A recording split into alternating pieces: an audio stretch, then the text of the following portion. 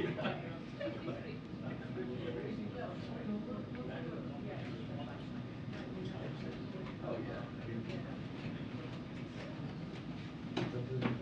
by.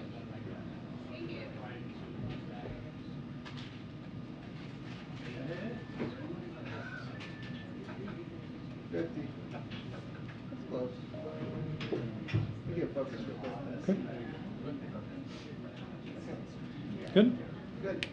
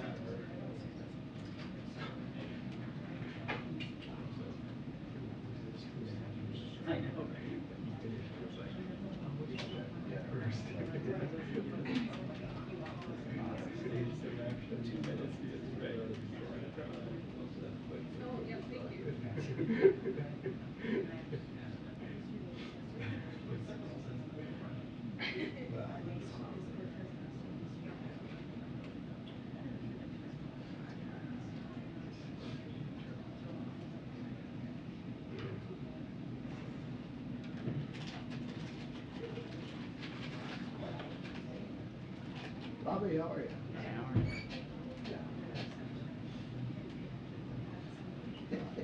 You think you're going to say 2 minutes, but you don't.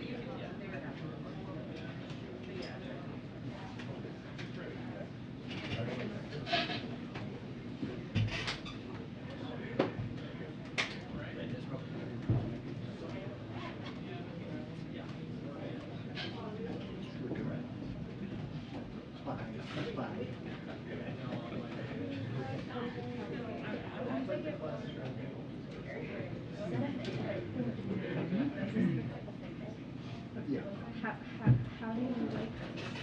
I've gone, I've gone around the country and I have loved them. Completely hands off. Only watching. Attention, 2 minutes to press briefing, 2 minutes to press briefing. Thank you. Thank you.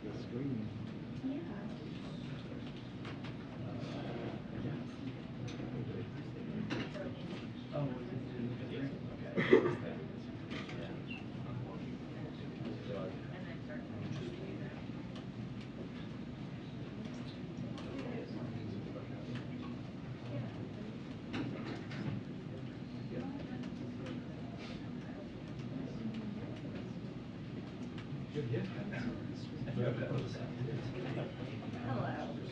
on.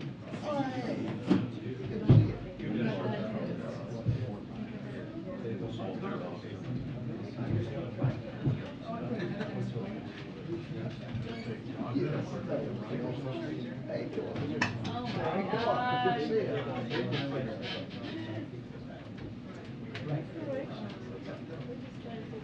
I remember your way around. Did I hit you? Did you like it? No. Oh, we did, sorry.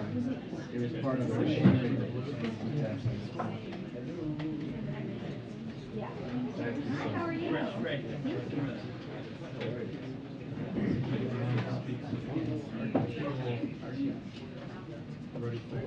Now we can start. Hi,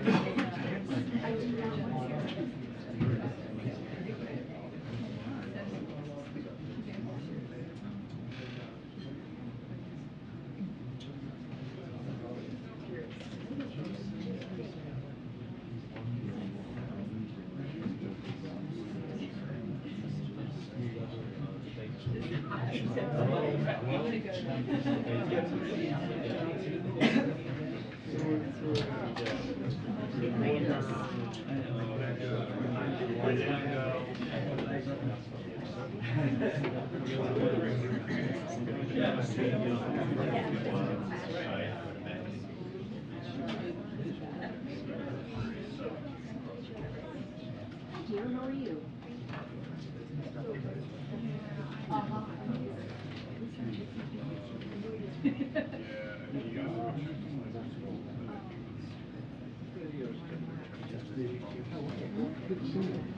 Oh, here we go. Good afternoon, everybody. Happy Friday. Okay, so today was a historic day for the country. We should all be proud of Justice Ketanji Brown Jackson and her historic investiture to the United States Supreme Court. More than 100 justices have served on the United States Supreme Court over the past 200 years. But today, for the first time, Americans and people across the world will see 4 women sitting on the bench. And today, for the first time, Americans will see a Black woman serving on our nation's highest court. This is a proud day for America, for our democracy, and in particular for women and Black women. This fulfills major promises President Biden made to help make sure our Supreme Court bench reflects the diversity of our nation, and more broadly, to strengthen the judiciary by fighting to nominate and confirm federal judges at a fast rate. He promised his nominees would be experienced, committed to the rule of law, and that they would represent diverse personal and professional backgrounds. Since taking office, President Biden has made 143 nominations. 84 have been confirmed, which is standout progress. And of his 143 nominees, 68% have been women and 66% are people of color. He's nominated groundbreaking first, who would be the first Black, Latino, and AAPI judge to serve in their circuit or district around the country. Today, as we celebrate Justice Ketanji Brown Jackson investiture, we also want to celebrate the many others across the country making history. And the president is going to keep building on what he sees as one of his proudest accomplishments, and he thanks the Senate for their leadership on this issue as well. Finally, as you heard directly from the president a short time ago, our hearts are with everyone impacted by Hurricanes Ian and also Hurricane Fiona. The president remains in regular touch with the state and local officials and spoke with Florida Governor Ron DeSantis and South Carolina Governor Henry McMaster this morning. FEMA Administrator Deanne Criswell is also on the ground in Florida today. Since before the storm made landfall, President Biden has been clear that it is a priority for the entire administration to get those impacted by the storm help that they need. 1 week ago, the president issued an emergency declaration for Florida, which meant we could pre-position teams and resources like food, water, and generators on the ground. Yesterday, the president did the same thing for South Carolina in anticipation of the storm hitting there. Currently, efforts are focused on saving lives and search and rescue as part of an unprecedented level of coordination with the Florida National Guard and state and local responders. Teams started search and rescue missions before daylight yesterday and are continuing that effort today. By the end of yesterday, they had already saved hundreds of lives and completed thousands of structural assessments, allowing people to safely return to their homes. Federal teams are continuing to assess damage and work to restore critical services, ensuring emergency power is available to critical infrastructure like hospitals, and evaluating bridges, airports, and ports as well. We're also continuing to support the people of Puerto Rico as they recover from Hurricane Fiona. We're providing support for emergency response, recovery, and power restoration efforts, and covering 100% of the cost of public assistance, debris removal, and more. We have over 1,000 federal response workers on the ground, and we are providing millions of dollars to repair highways and bridges as well. We are also investing millions of dollars to make Puerto Rico's infrastructure, including its power grid, more resilient to climate change. The people of Florida, South Carolina, Puerto Rico, and everyone impacted by these storms have the full support of the federal government. And as you can see today, finally, we are joined by National Security Advisor Jake Sullivan at the podium to talk about the United States response to Russia's attempts to annex parts of sovereign Ukraine. And with that, I will let Jake take to the podium. Go ahead, Jake. Thank you for being here. Thank you, Karine. As Karine said, I will have an update for you all on Russia, but first I want to take a moment, just as Karine did, to acknowledge the devastation of Hurricane Ian and the millions of people who have been impacted by this terrible storm. And as Karine said and the President said earlier today, our hearts are with the people of Florida, South Carolina, and the Southeast. As President Biden made clear, we're going to do everything we can across this White House and across this government to support the people who have been impacted by the storm with the full resources of the federal government as communities endeavor to recover and then to rebuild. I also want to say a special word of thanks to our first responders at every level of our government for everything they are doing and for the life-saving and dangerous missions they've undertaken over the last 2 days to keep people safe. And if you'll indulge me, just a word on what was a very important foreign policy development yesterday. President Biden hosted a historic U.S. Pacific Island country summit. He released the first ever U.S. Pacific Island strategy. He announced over $810 million in additional expanded programs to help these countries combat the climate crisis, provide development assistance, enhance maritime security, and more. And finally, President Biden and all 12 Pacific Island presidents who joined him here at the White House for this summit issued a joint declaration to strengthen our partnership and to chart an affirmative vision for the region. Today, as you all saw just a little bit ago, President Biden issued a strong condemnation of Russia's fraudulent attempt to annex sovereign Ukrainian territory. This act is a flagrant violation of international law, and it has no legitimacy. Unfortunately, it's also not surprising.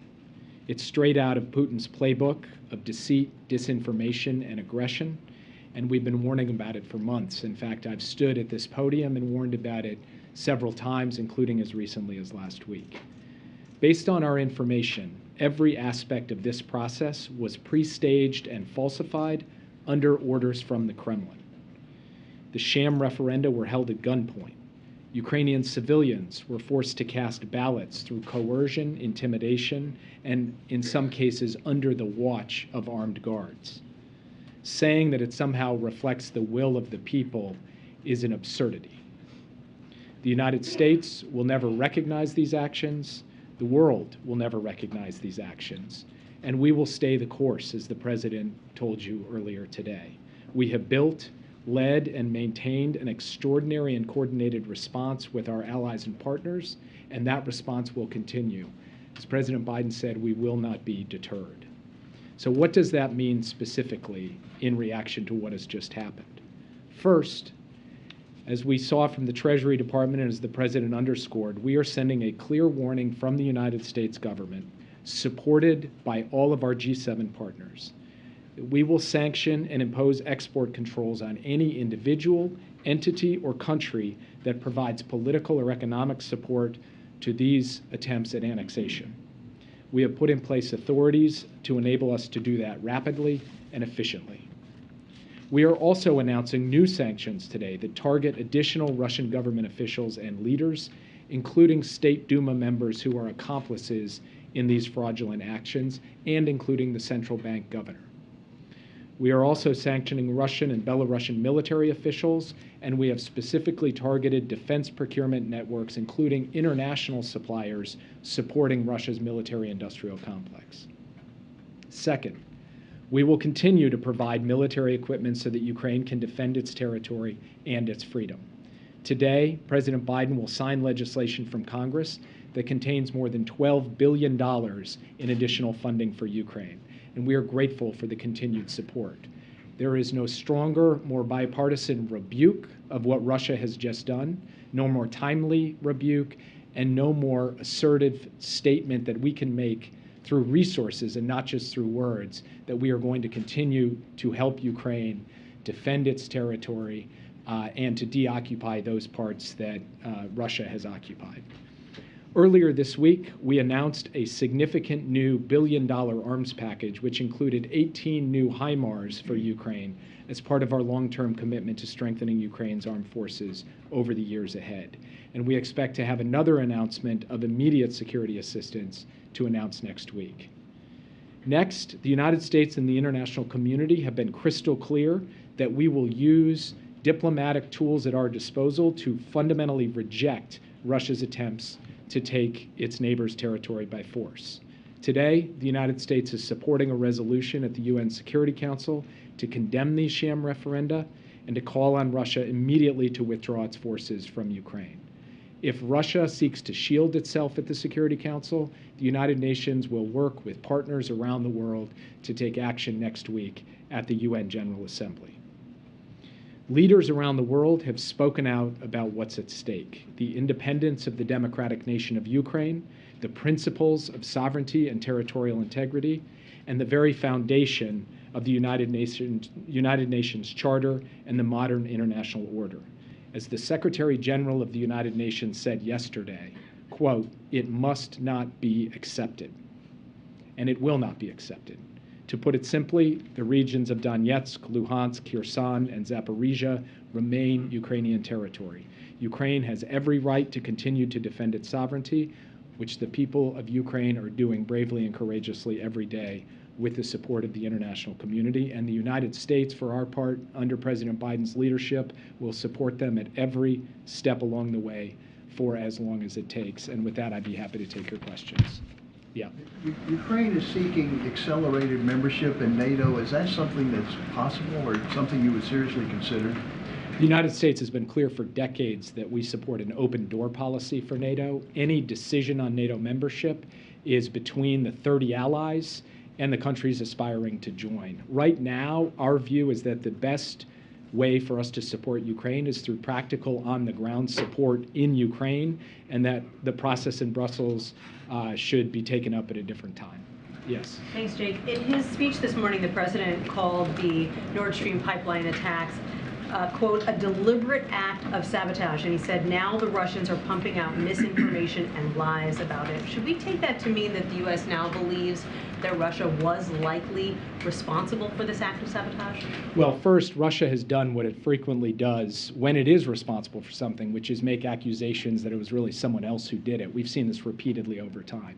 But the president was also clear today that there is more work to do on the investigation before the United States government is prepared to make an attribution in this case. One of the practical reasons for that is that because gas is emanating from these pipelines, the Danish authorities and other authorities in the Baltic Sea can't actually get down to the source of the leak to do forensics on what appears to be an explosion. So we will have to wait until a combination of physical inspection intelligence gathering, and consultation with our allies to make a definitive determination. But what we can say unequivocally is the suggestions Russia has made about the United States and other countries are flat out false. Russia knows they're false, but of course this is part of their playbook. But how many countries or entities are even capable of carrying out the kind of attack that we saw with hundreds of kilograms of explosives 250 feet below the surface of the sea? Not many, and I think this is obviously an act of sabotage that took place, we believe, in the neighborhood of 70 to 80 meters, 230 to 270 feet under the ocean. That takes some degree of sophistication. But I don't want to get ahead of myself in terms of asserting how exactly this happened or who exactly did it until we're standing on solid ground. We will continue to work with our allies and partners to gather all of the facts, and then we will make a determination about where we go from there. Jay, two questions. Putin clearly had nuclear weapons on his mind today when he was giving this speech. He said the West is deceitful, hypocritical. The United States is the only country to have used nuclear weapons. And he said, by the way, they've created a precedent. How worrying is that to you? I've been clear myself, President Biden has been clear, our administration has been clear that there is a risk, given all of the loose talk and the nuclear saber rattling by Putin, that he would consider this, and we've been equally clear about what the consequences would be. We have communicated that directly to the Russians. We do not presently see indications about the imminent use of nuclear weapons. We are, of course, monitoring that carefully and staying in close consultation with allies and partners, but this is something that we are attuned to, taking very seriously, and communicating directly with Russia about, including the kind of decisive responses the United States would have if they went down that dark road. Is the risk of that higher now than it was 6 or 7 months ago? Well, what's interesting is that at various points over the course of this conflict, including right at the outset, Putin has brandished the nuclear card. He's doing it again.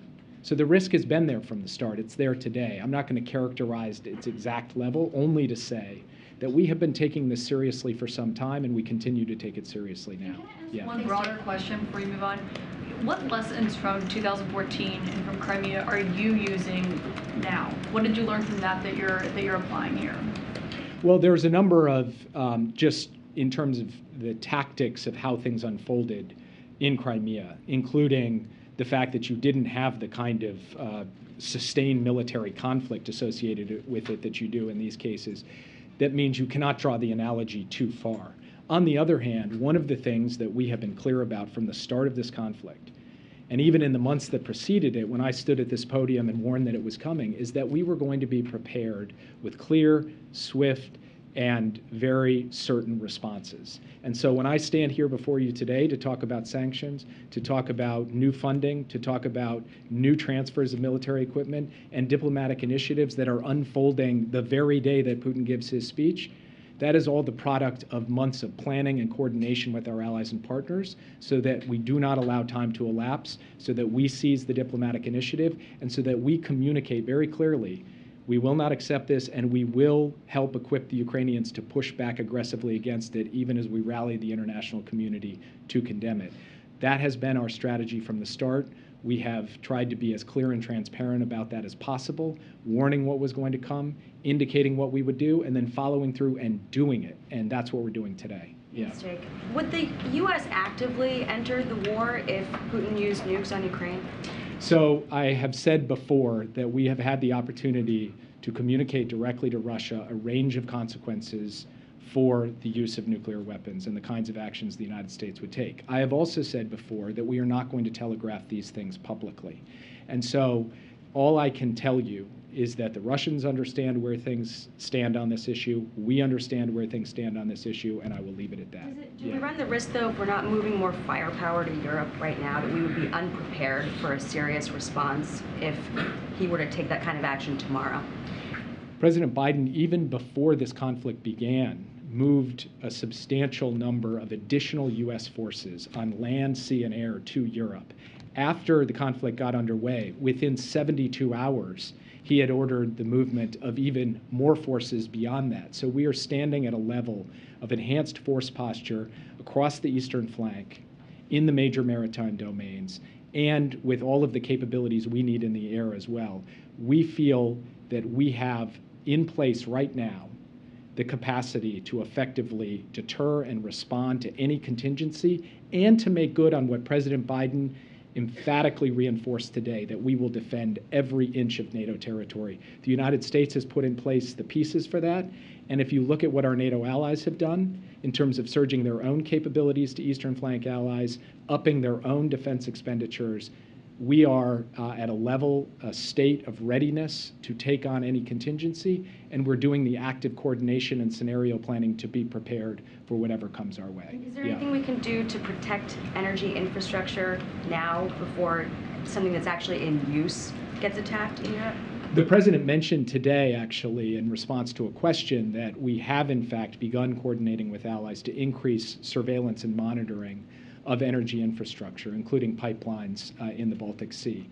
And we will continue to work closely with Norway and other countries that have come out publicly and announced that they are stepping up their efforts in that regard. The United States has capabilities to be able to bring to bear, and we are bringing those to bear. Can you describe a little for us about the scenario planning? I would think that when this war began, there was a certain category of planning that has gone on.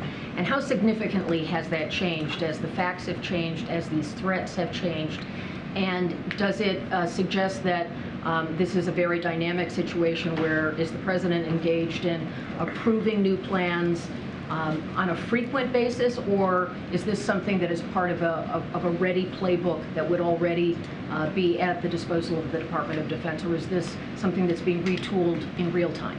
There are elements that are consistent and elements that are dynamic. And what I mean by that is, from the very beginning, we've known the broad categories of forms of escalation that Russia could conceivably undertake. We've known the broad categories of contingencies that we might face, our allies might face, and Ukraine might face.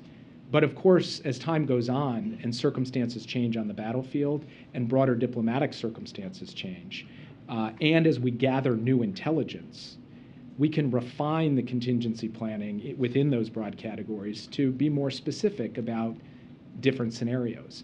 And so over time, the President gets updates on the intelligence, updates on the likelihood or lack of likelihood of different circumstances, and refinements in the planning that's taking place across every element of our government, including the Defense Department, the intelligence community, the State Department, USAID, the Department of Energy, the Department of Transportation. We have people, experts from across our government working on a range of contingencies, and the President is in regular touch with his National Security Council principals to get updates on this and to give direction about how to continue to refine and sharpen these plans. The other thing that's happened is you've seen this steady stream of engagements President Biden has had with foreign counterparts, particularly in NATO, the G7, the European Union. That has been an opportunity to engage on different scenarios and to make sure that the leaders of these countries are directing their teams to coordinate together so that we can have a common playbook for how we respond in different circumstances.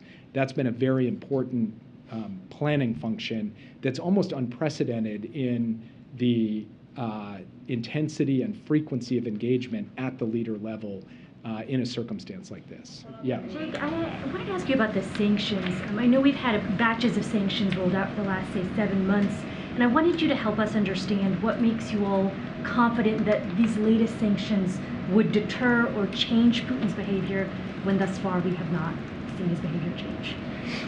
Well, so first, one of the key elements of our sanctions strategy has been to reduce the capacity of the Russian military machine to regenerate its ability to threaten Ukraine. And we think we have had an impact on that, denying inputs to the weapons of war that Putin wants to manufacture and place on the battlefield. Second, we have wanted to undermine Russia's major sectors in technology, in industry, and of course in defense, so that its capacity to project power, threaten and coerce its neighbors, and wage wars of aggression is reduced over time. And we think that there is demonstrable progress on that front as well. Third, we want to send a clear message to the rest of the world that those companies, those individuals, and those countries that are going to stand beside Russia on this issue of illegal annexation, they will subject themselves to sanctions, and we do believe that that will have a considerable deterrent effect and have seen that in other circumstances. So for all of these reasons, we feel that the sanctions element of our strategy, the economic pressure that we are placing on Russia, and the denial of their ability to gather what they need to be able to regenerate their war machine, this has been a critical element to how we have prosecuted our strategy so far, and the impacts of it will continue to be felt month on month as we go forward and put us in a stronger position and Russia in a more disadvantaged position as this unfolds. One follow on annexation. Can I just ask real quick on sort of the broader view of U.S. policy on annexation? Is it U.S. policy that any land gained by defensive or offensive war cannot be legally annexed? It is the U.S. policy that the attempt to annex at the point of a gun, to conquer territory, hold sham referenda, and then declare that territory your sovereign territory and not your neighbor's sovereign territory is as flagrant a violation of the UN Charter as possible. And this case is cut and dried. And it's for that reason that the UN Secretary General, who has been a careful voice, a neutral arbiter in multiple efforts on diplomacy between Russia and Ukraine over the last 6 months, came out with an absolutely unequivocal statement in this regard yesterday, and every word of it is something that the international community can collectively stand behind. Yeah. Do Russia's actions give you any second thoughts about enacting the oil price cap policy, which essentially would encourage countries to buy Russian oil at a discount as opposed to a full-out global ban? We're continuing down the road of negotiating alongside our G7 partners and working with countries who are purchasers or prospective purchasers of Russian oil, what the parameters in terms of a price cap would look like. We are not currently discussing a change in that policy, but rather continuing to find ways to both protect global energy markets and to deny revenues to Putin to feed his war machine. That is our fundamental objective. We believe this is the best method by which to achieve that objective, and we're not looking at a fundamental course correction on that at this time. Yeah. Are you concerned there could be attacks on U.S. and Western infrastructure after the Nord Stream 1 incident? We have to be concerned about the possibility of Russian action, Russian aggression against Western infrastructure, Western facilities. We have been concerned about that from the beginning of the war. We don't have any specific intelligence to share with you today on that, but that is the reason we do contingency planning. It is the reason that we send strong deterrent messages like the President today saying that the United States will defend every inch of NATO territory, and it's why the President said today that we've elevated our surveillance and monitoring of critical infrastructure in NATO territory in the event that it is put at risk, either physically or through cyber means or otherwise, and we will continue to do that. There is a heightened concern about that possibility. Well, before this war even began, I stood at this podium and said the possibility that we could see attacks in the United States, cyber attacks, or we could see attacks in Europe, whether physical or cyber, was real. It was real then, it remains real today, and what happened with Nord Stream 1 and 2 only reminds us that it is real. Yes. Thank you. There is a clear nexus between Russia and Iran regarding the drone program that threaten Ukraine. How worried are you about this, and is there any way to stop it?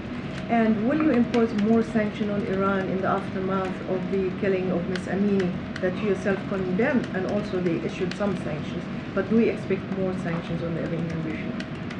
We continue to condemn the brutality and the repression against the brave citizens of Iran, the brave women of Iran who are simply marching for their rights and their dignity and their justice. And we continue to stand with them, not just in word, but in deed. We have issued several sanctions against Iranian entities for what they have done in this killing and brutality. And yes, we will continue to look for targets to impose sanctions in response to these brutal human rights violations. We have also issued sanctions with respect to the transfer of UAVs from Iran to Russia, and we are looking for additional methods to reduce Iran's capacity to be able to manufacture and then to sell these kinds of systems to Russia. We will continue to work on that.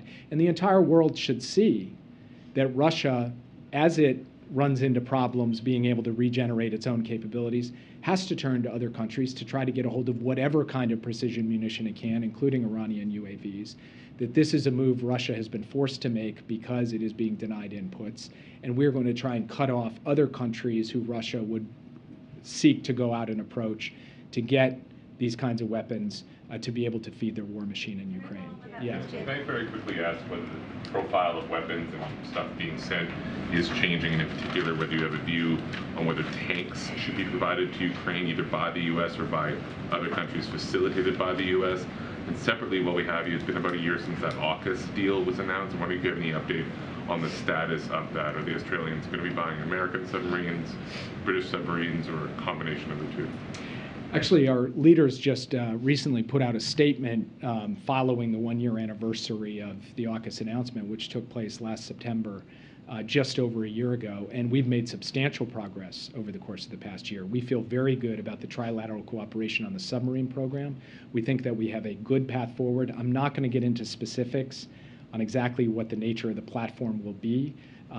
That some of the details of that need to continue to be worked out, but even more importantly, I need to protect the sensitivity of it. I will just say that our three countries are very much on the same page about the path forward, and there has been significant progress from concept 1 year ago to now the process of actually putting this in place. We also are pursuing a significant number of advanced capabilities through the AUKUS partnership in cyber, artificial intelligence, and other areas. We've seen significant progress on those as well, and there are certain areas where we are looking to bring in other partners as well as part of an open platform approach. With respect to tanks, we actually have facilitated the provision of tanks to Ukraine from some of our Eastern European partners who have provided the same type of Soviet-style tanks that the Ukrainian army trained on and is in possession of, and we will continue to do that.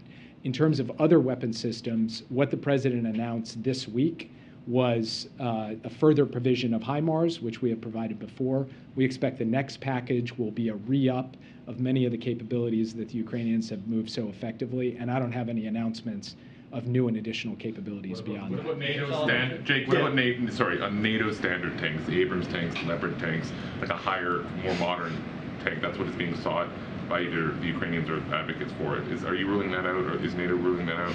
I'm not ruling anything out. I will say I don't have any announcement on a U.S. tank today, and in terms of German tanks, I would refer you to the Germans who are in their own consultations with the Ukrainians on that. Thanks, Jake. Senators Blumenthal and Graham introduced legislation yesterday that would cut off U.S. military and economic aid to nations that recognize Putin's annexation of Ukraine. Does the White House support this proposal, or would it consider such a policy move like this? So I haven't had a chance to read the legislation, and in these circumstances, the details end up mattering. But at a broad level, the basic proposition that we should be imposing economic costs on countries, individuals, and entities that are providing political and economic support to these annexations, not only do we agree with that, I just announced that from this podium today. We are going to do that ourselves under executive authority. And I want to issue a clear warning to those who would think about providing political and economic support to these annexed territories or to Russia's efforts to justify and defend the annexation. You can be subject to U.S. sanctions as a result of those activities. We look forward to working with Senators Graham and Blumenthal on an approach in the Congress that could be consistent with and help drive that forward. Thank you, Jake. A couple of questions on Ukraine and then a follow-up on Iran, if I may. I'd like to get the administration's reaction on President Zelensky's statement saying that we are ready for a dialogue with Russia, but with another president of Russia. That's my first one. And then the second one is, we understand that U.S. diplomats have been pressing Russia's allies to convince Putin to de-escalate. Can you be more specific about those kinds of overtures? In what ways does the administration believe that China and India can apply more pressure on Moscow to de-escalate, not go the nuclear route? So on your second question, we think any country that believes in the principles of the UN Charter, and frankly, that should be every country that signed up to the UN Charter, should be taking on its measure of responsibility to communicate directly to the Kremlin that what it is doing is wrong, it is unjustified, and it must stop. And we are asking that of countries around the world. We'd like them to speak out publicly, and we would like them to convey things privately, diplomatically. With respect to the first question, which was, I'm sorry. Zelensky saying that he's ready for a dialogue with Russia, but with another president of Russia. President Zelensky has consistently said throughout this conflict that the war ultimately will end through diplomacy, and we have consistently backed him up in that.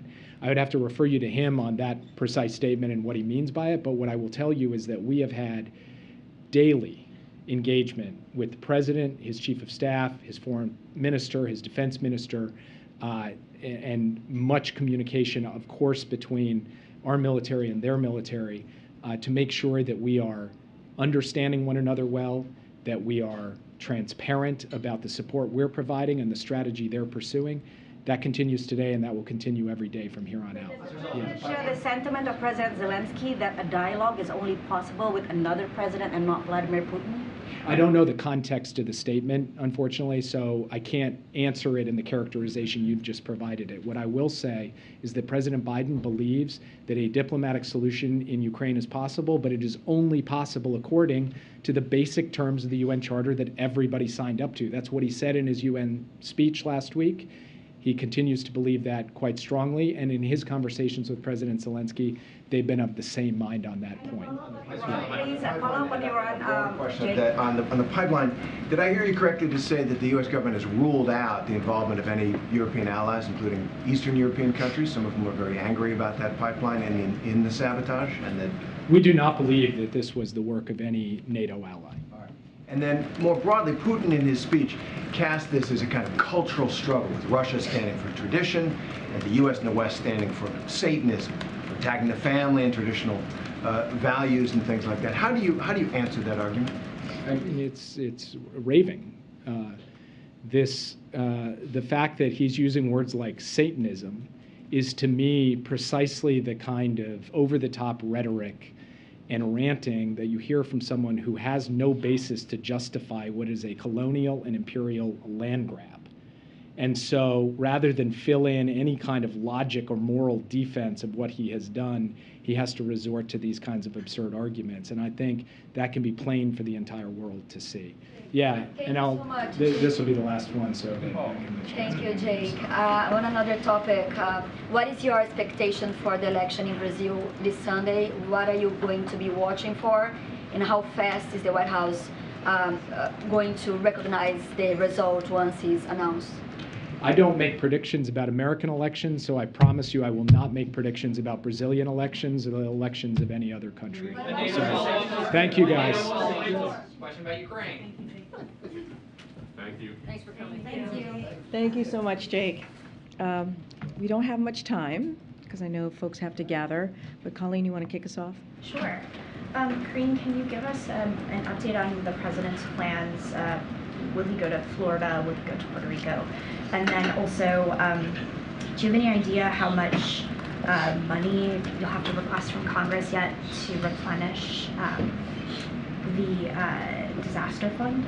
So I'll say this, the continuing resolution in Congress, as you all know, is voting. They're voting on this all today, so we'll help ensure that FEMA has the resources it needs to address immediate response and recovery needs, including those in Puerto Rico and also in Florida. So we will remain in close touch, obviously, with Congress on continuing to evaluate that. As far as what's currently happening, look, the president's been very clear. He wants to focus on what Florida needs, what Puerto Rico needs, and they both have the full force and the full support of the federal government, and we will continue to have close conversations with the officials on the ground to make sure that they have the people in Puerto Rico and the people in Florida have what they need. As you heard, he spoke to the South Carolina governor today, offering those same that same support. One of the things that I just want to reiterate, which is really important about what we have seen these last couple of days, more than a week, is if you think about what the president was able to do in Florida and what the president's going to be able to do in South Carolina, which is pre-position federal employees, responders on the ground in a way that we have not seen before. It is unprecedented what we're seeing, the type of coordination that we're seeing on the ground. And so that is because the president has made this a priority, and he wants to make sure that we are we are offering all of the support. Just to name a few, because this is, we think, important. This is the FEMA Urban Search and Rescue, the U.S. Coast Guard, the Department of Defense, DHS, the Department of the Interior, working hand in hand with the Florida National Guard and state and local responders. And these teams are doing the work day and night to make sure that they're rescuing folks on the ground, but also offering water, food, and generators as well. When the president does go to Florida, whenever that might be, does he want to meet with Governor DeSantis personally? So, I want to be very clear about this. This is not about politics, right? This is about the people of Florida and what they need. When we saw Surfside, the horrible, catastrophic, building falling in Surfside and killing so many Floridians not too long ago, over a year ago, you saw Governor DeSantis and you saw this president sit side by side talking about how they were going to work together to make sure that that community got everything that they need. So this is not about politics. I don't have anything to share about a trip that the president's going to be making. He spoke for himself yesterday. It's something that he wants to do when it's appropriate in Florida. He does want to also go to Puerto Rico, and once we have an announcement to make, we surely will make that announcement. Apparently a meeting today between the administration and oil executives. Could you tell us a little bit about that? What's that for? For sure. So from what I understand, like as you stated, there's a meeting that happened with the Department of Energy with the oil companies. Don't have anything to share at this time as to how that meeting went or what was on the agenda. But certainly it is an important meeting as we look at continuing to keep those gas prices and oil prices down for the American people. As soon as I'm sure there'll be a readout and some more information to share to all of you. Go ahead. Yesterday, President Biden said that Governor DeSantis, when they spoke, complimented him and praised the immediate response from the federal government. Is that a sentiment that the president returns? Does he think Governor DeSantis has handled the response to this well so far? So I can't speak to the specifics of a private conversation. I can say that we gave a readout from our end about how the conversation went.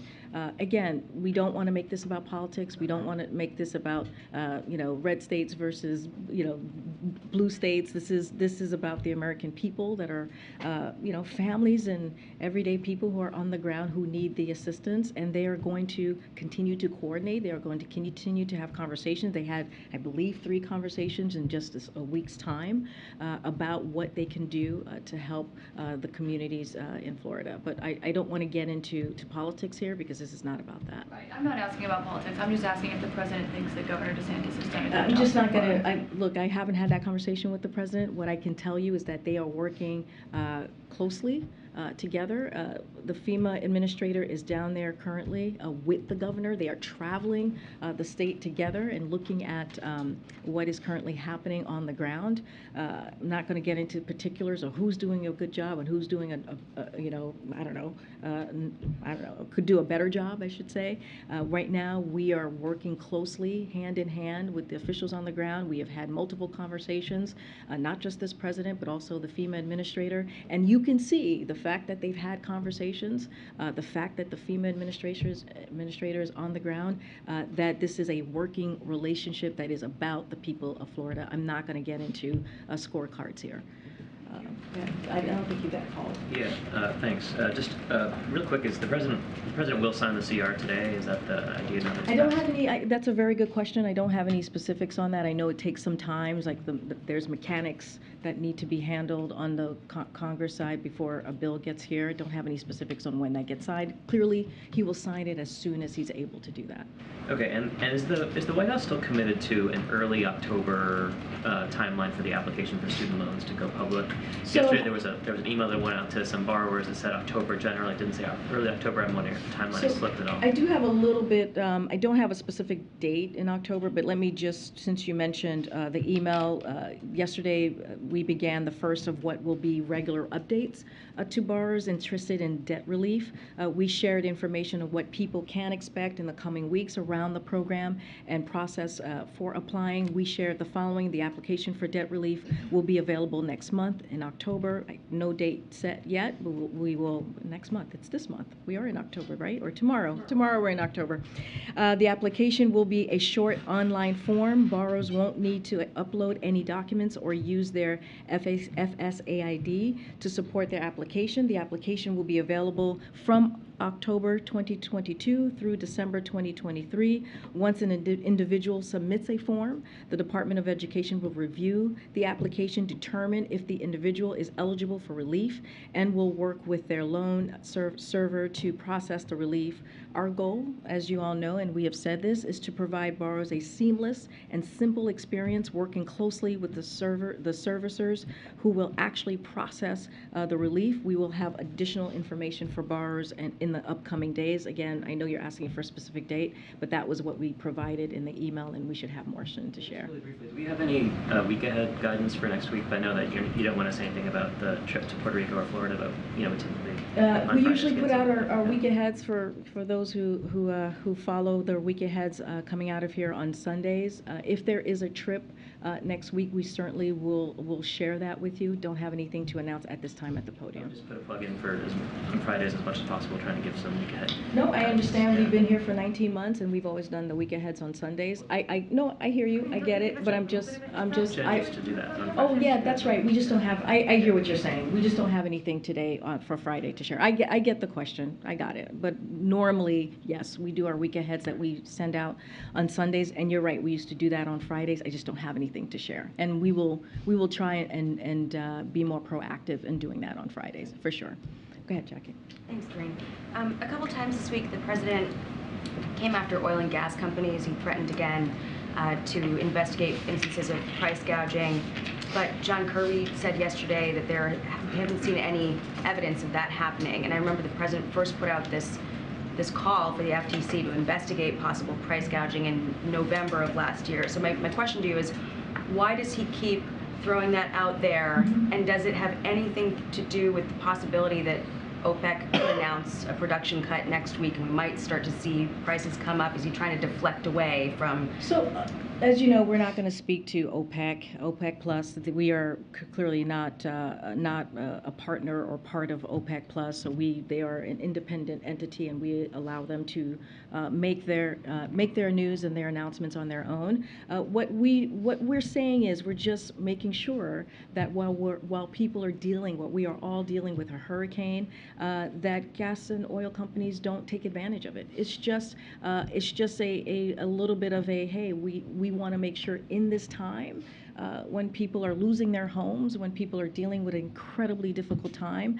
that we shouldn't take advantage of it. That's it. It is just coming from the president, and we feel that coming from the president is a powerful voice. And so, look, we know that disruptions from hurricanes can pose challenge to markets, but the latest projections show that major refineries should not be impacted by Hurricane Ian. And so we're just making it very clear to the oil companies. The president is making it very clear to the oil companies. So there's nothing more to it than just being vigilant about that. Does it all run the risk, though, of further fraying the relationship between the administration and these? There's been, obviously some space between, their position, industry head's position, and the White House in terms of attitudes toward fossil fuels and, sort of casting of blame from side to side. The companies will say, well, the Biden administration is hostile, and that's why, we can't ramp up production. Does this kind of rhetoric make it worse? I think so. As you know, the oil companies are currently meeting with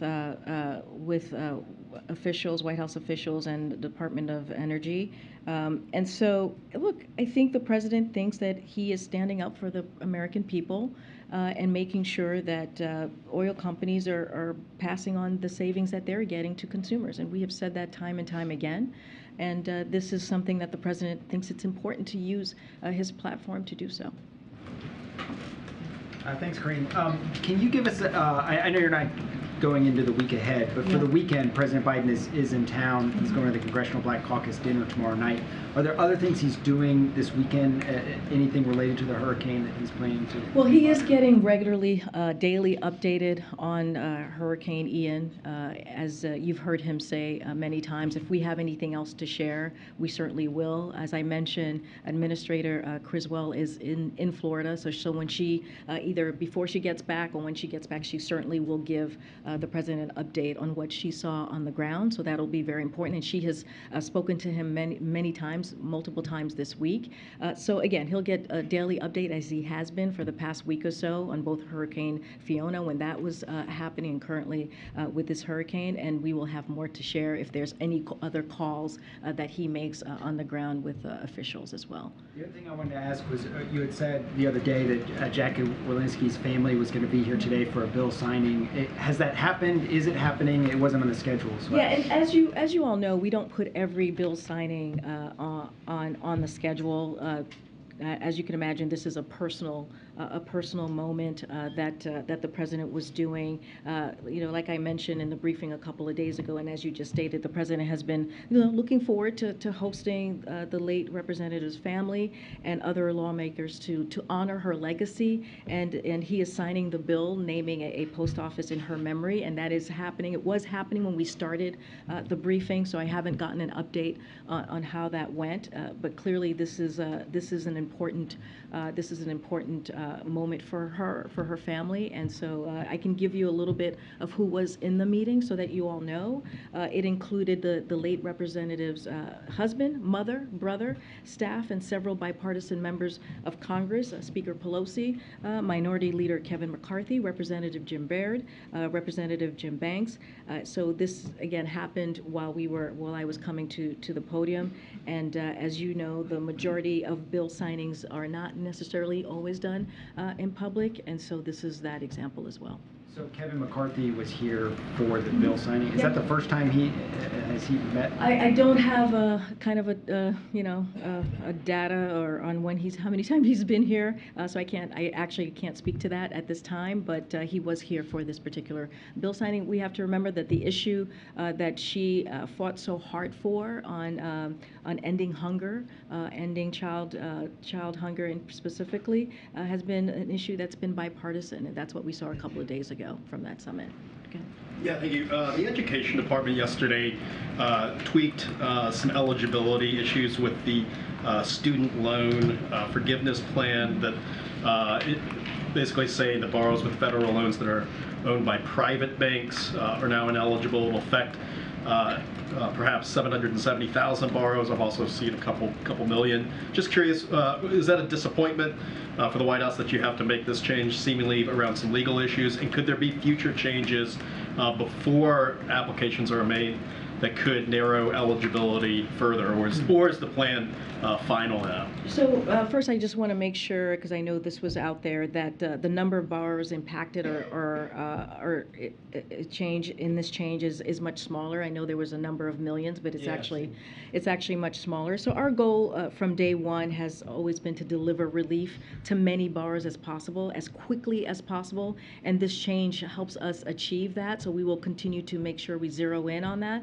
Look, the Department of Education continues to explore alternative ways to provide relief to those borrowers with commercially held loans. I do want to say that when you think about what we're trying to do, right? We're trying to give relief to everyday Americans, right? We're trying to give relief to working families. We're trying to give relief to working Americans. And the fact that you see folks out there in Republican states that are making it very hard for us to do that, for us to give a little bit of a breathing room to working Americans, I think it's really unfortunate, because what we are doing is actually popular with Americans. What we are doing is actually giving Americans an opportunity to put money down on a house, an opportunity to start a family. And so that is what, unfortunately, we're seeing that these red state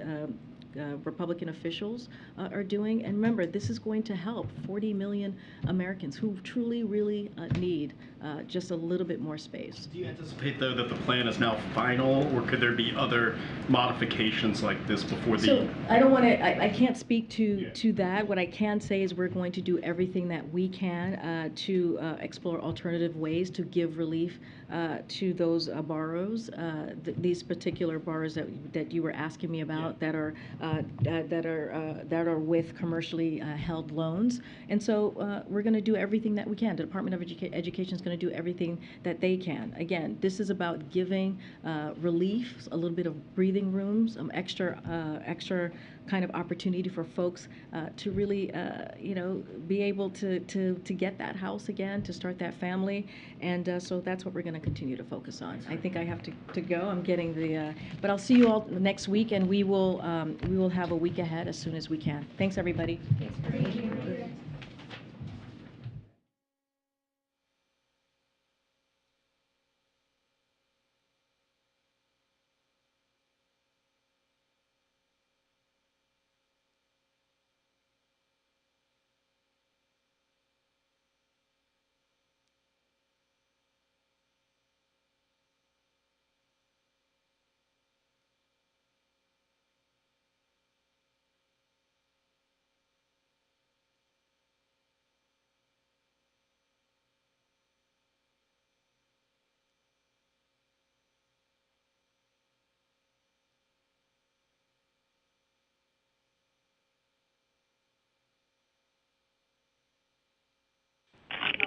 Pre-credentialed press, please gather at the palm room doors. Pre-credentialed press, please gather at the palm room doors now.